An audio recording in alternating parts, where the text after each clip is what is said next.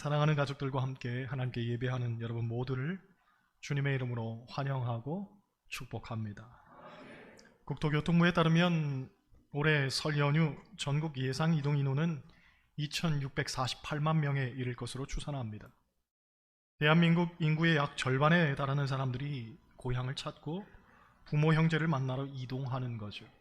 아주 막대한 시간과 경비가 소요되는 건 당연한 일이고, 또 그에 못지않게 스트레스 지수도 급격히 상승한다고 합니다.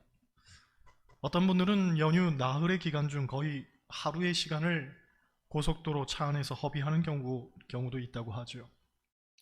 기실 우리 교회 백 목사님 가정도 예배가 끝나면 전라도에 계신 어머니를 찾아뵐 계획이라고 합니다. 피곤해지겠죠.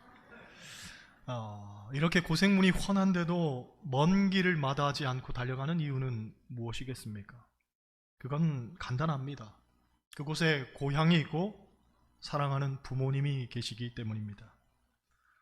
여러분, 인생에는 두 가지 고향이 있습니다. 하나는 육신의 고향이고 다른 하나는 영적인 고향입니다. 사람은 누구나 하나님께로부터 왔고 종국에는 하나님께로 돌아가야 합니다. 그런 면에서 우리는 다 떠나는 존재라고 할 수가 있죠. 영원히 이곳에 있을 것 같아도 그렇지 않습니다. 떠나게 되어 있습니다.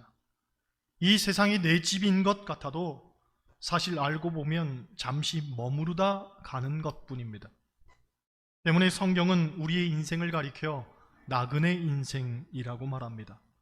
정처 없이 잠시 머물다 떠나는 존재가 바로 인간이라는 겁니다. 성경이 말하는 인물들 중에 나그네 인생에 가장 부합한 사람은 아브라함이 아닐까 싶습니다. 그런데 정작 그를 나그네로 만든 이는 다름 아닌 하나님이었습니다. 창세기 12장 1절을 보면 하나님께서 아브라함에게 이런 명령을 하십니다. 너는 너의 고향과 친척과 아버지의 집을 떠나 내가 네게 지시할 땅으로 가라. 아브라함은 그의 고향에서 터를 잡고 살고 있었습니다. 그런데 하나님께서는 그를 고향에서부터 떠나게 하셔서 타향살이 하도록 만드셨죠. 왜 그렇게 하셨겠습니까? 결론적으로 말하면 너의 진짜 고향은 지금 살고 있는 거기가 아니라 하나님께서 계신 저 하늘나라임을 가르쳐주기 위한 모범으로 삼으신 거죠. 그렇습니다. 성경이 우리의 인생을 나그네로 정의하는 이유는 분명합니다. 우리가 이 세상을 절대화하거나 궁극화하지 말라는 겁니다. 세상 것은 다 지나가는 거죠. 놓고 가는 겁니다. 그러하기에 거기에 목숨을 걸며 살지 말고 오히려 저 천국을 향한 소망을 품고 살라는 겁니다. 심리학자 에릭 프롬은 이런 말을 합니다. 현대인의 위기는 행복이 소유에 달려있다고 하는 왜곡된 신념의 굴레에 갇혀버린 것이다. 쉽게 말해서 이 땅에서 소유에 집착하고 사는 것만큼 어리석은 일도 없다는 거죠. 곧 행복은 소유가 아닌데도 사람들은 더 많이 갖고 더 많이 소유하면 행복해질 거라고 착각한다는 겁니다. 안타깝게도 그리스도인들 가운데에도 그러한 가치관을 갖고 사는 사람들이 있습니다. 곧 행복이 소유에 있다고 믿는 거죠. 하지만 그리스도인은 소유가 행복이라는 이 등식을 거부합니다. 오히려 하박국 선지자의 고백과 같이 없을지라도의 행복을 추구합니다. 하박국 3장을 보면 우리가 잘 아는 말씀이 나오죠. 비록 무화과 나무가 무성하지 못하며 포도나무에 열매가 없으며 감람나무에 소출이 없으며 밭에 먹을 것이 없으며 우리의 양이 없으며 외양간에 소가 없을지라도 나는 여호와로 말미암아 즐거워하며 나의 구원의 하나님으로 말미암아 기뻐하리로다. 할렐루야. 그런데 이 고백 끝에 하박국 선지자는 이런 말을 덧붙입니다. 주 여호와는 나의 힘이시라. 주 여호와가 나의 힘이 된다는 거죠. 그렇습니다. 그리스도인의 행복은 소유에 있는 게 아니라 존재에 있습니다. 다시 말해, 하나님이 나를 사랑하시고 나와 함께 하시고 나의 힘이 되어 주시니 그것만으로도 우리는 충분히 행복할 수가 있는 거죠. 여러분, 우리는 우리의 힘으로 사는 것 아닙니다. 다만 은혜로 삽니다. 또 내 주관과 힘의 영역에서 사는 것 아닙니다. 그저 하나님의 도우심으로 삽니다.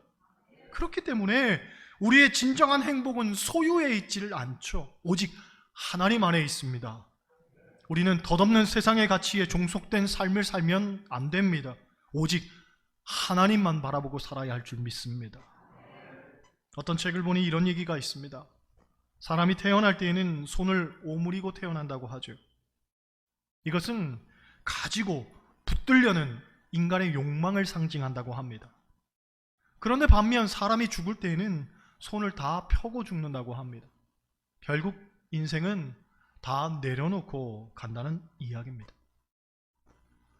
인생은 지금 살고 있는 여기가 종착지가 아닙니다. 우리는 결국 떠나야 할 존재들입니다. 이러한 나그네적인 성서적 정체성이 있어야 우리가 인생에 있어서 참된 의미를 발견할 수가 있는 거죠. 그런데 이 의미라는 것이 굉장히 중요합니다. 여러분, 사람이 인생의 의미를 알아야 하는 세 가지 이유가 있습니다. 첫째, 우리가 인생의 의미를 알아야 인생의 목적이 생깁니다. 유명한 정신분석학자인 빅터 프랭클은 유태인 수용소의 경험을 통해서 의미요법이라는 것을 주창합니다.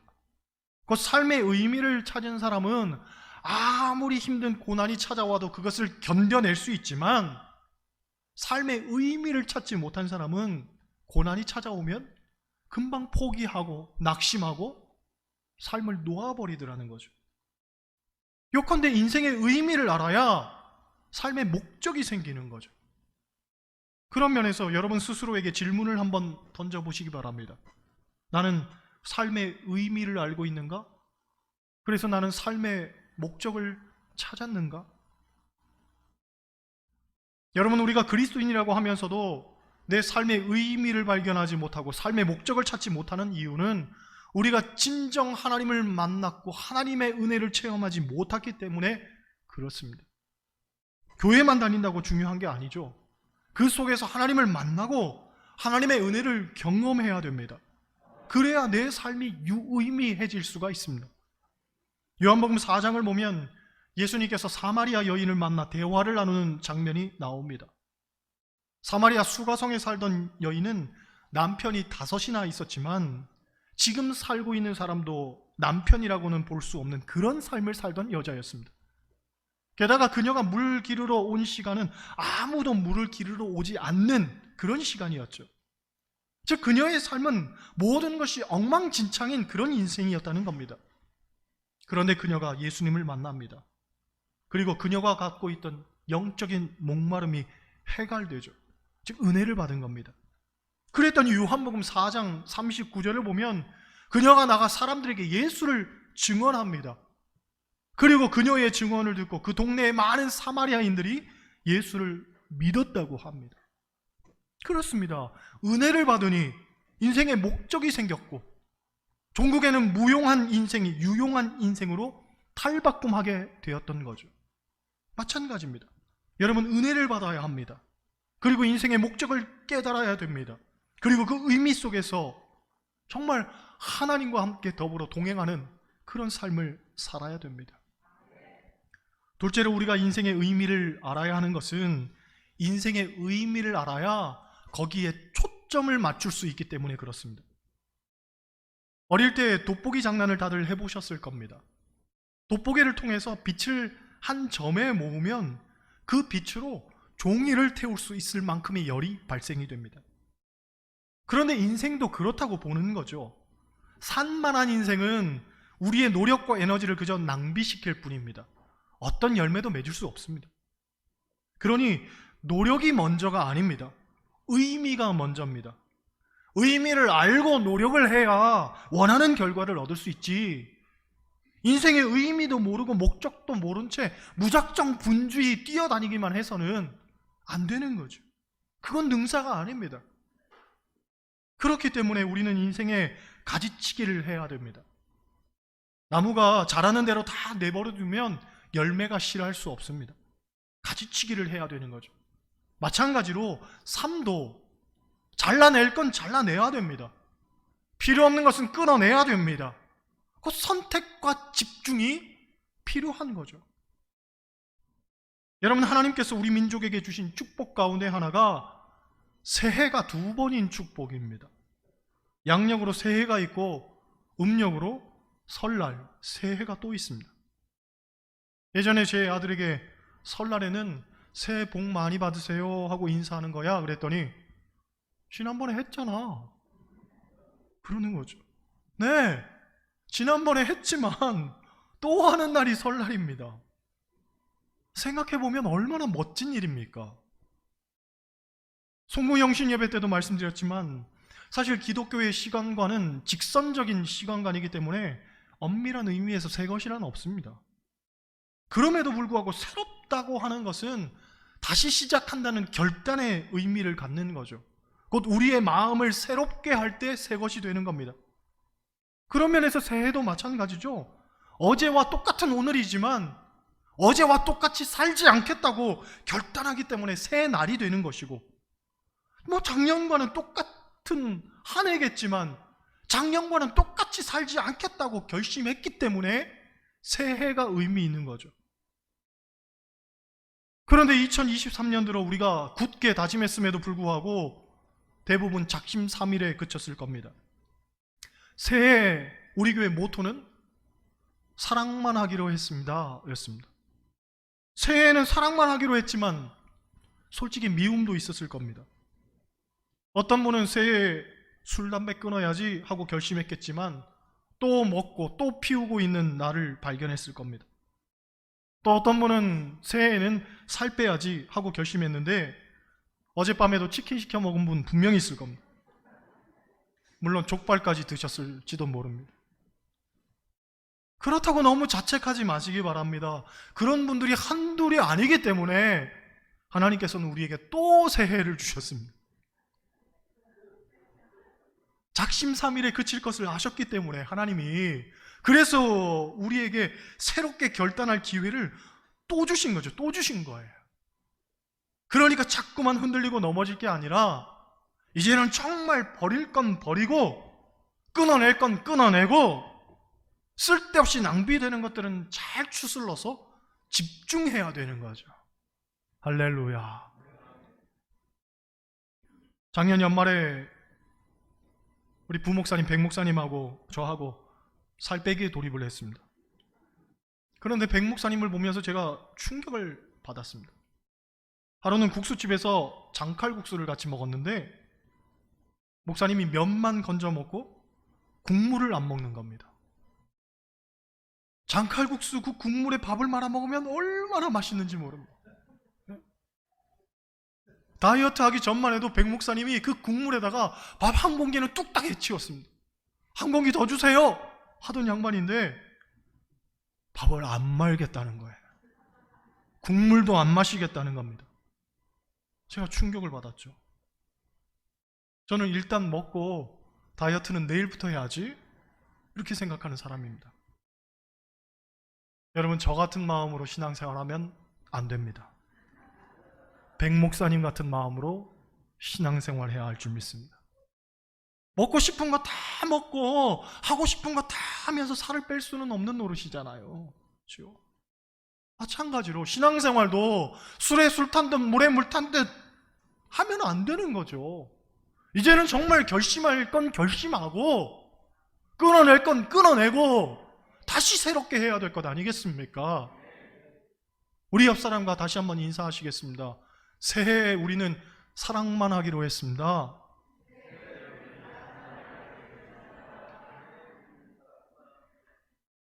오늘 방문하신 분들은 웬 뚱딴지 같은 소리냐 하겠지만 새해에 우리는 사랑만 하기로 했습니다.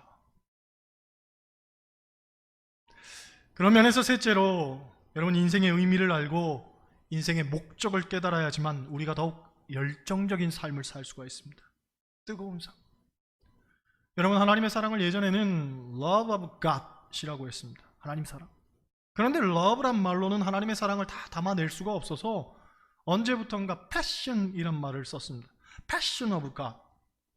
즉 열렬한 사랑, 열정적인 사랑. 우리가 인생을 열정적으로 사는 것과 그렇지 못한 건 너무나 큰 차이가 있죠. 열정이 없으면 쉽게 지치고 기운이 빠집니다. 도대체 내가 이것을 왜 해야 되는가 하는 무력감과 자괴감에 빠져버리죠. 반면에 열정 있는 사람은 지치지 않습니다. 늘 힘이 있습니다. 끝까지 해내고야 맙니다. 여러분에게 열정이 있기를 소원합니다.